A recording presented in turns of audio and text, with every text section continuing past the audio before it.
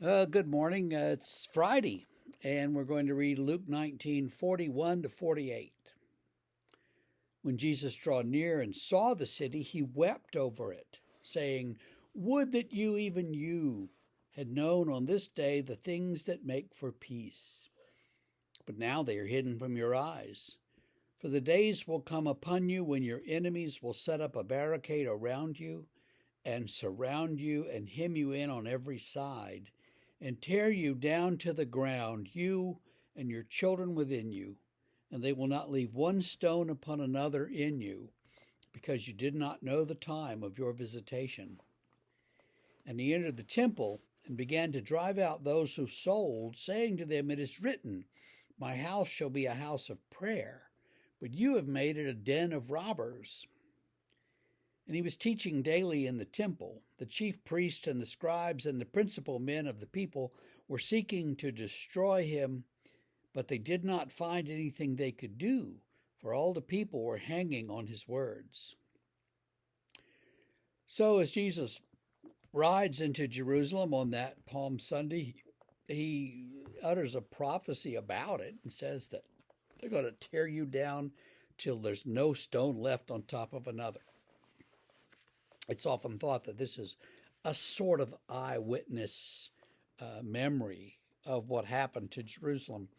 Luke, of course, wrote this 30 or 40 years after, 40 or so years after Jesus died. And he's getting his information from people who were there. He wasn't there. But about 40 years after Jesus died, 30 some years later, in AD 70, Rome had finally had enough of the Jews and destroyed Jerusalem, just knocked it down, didn't leave one stone on top of the other. And the people scattered, and Jews were scattered away from their homeland, officially at least, until 1948. And so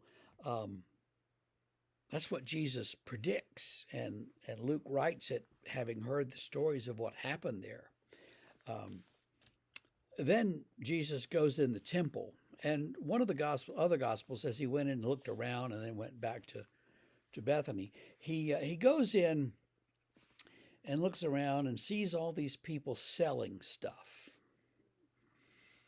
And it's not like you go someplace famous and there's always a gift shop, and you can buy little statues of whatever it is you're looking at, or you can buy little plastic hoo-has with, the name of the place on it, or you can buy, I don't know, swag, cups and hats and jackets and tennis shoes and all kinds of nonsense.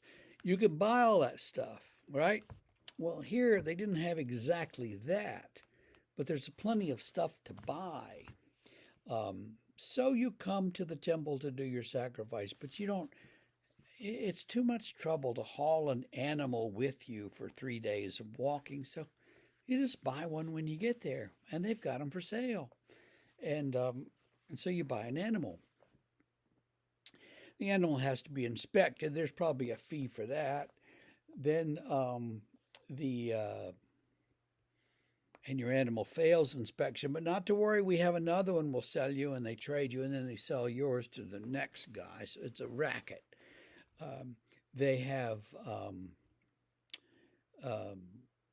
money changers who will change your Roman coins for the temple coins, because you have to pay the temple tax.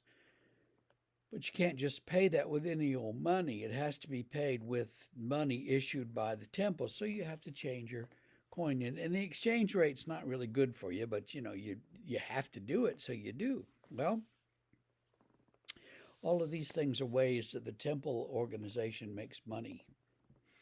And they and like anybody else, they need to make some money, but they want to make all the money they can. And so they do this thing, and Jesus just kicks over their tables and says, Get out of here. You've turned the house of prayer into a house or den of robbers.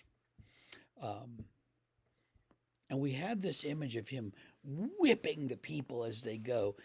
He didn't really whip the people. Another gospel says that he made a whip and he drove out the animals with the whip, but he didn't whip the people. So there you go. So he cleanses the temple, symbolically anyway.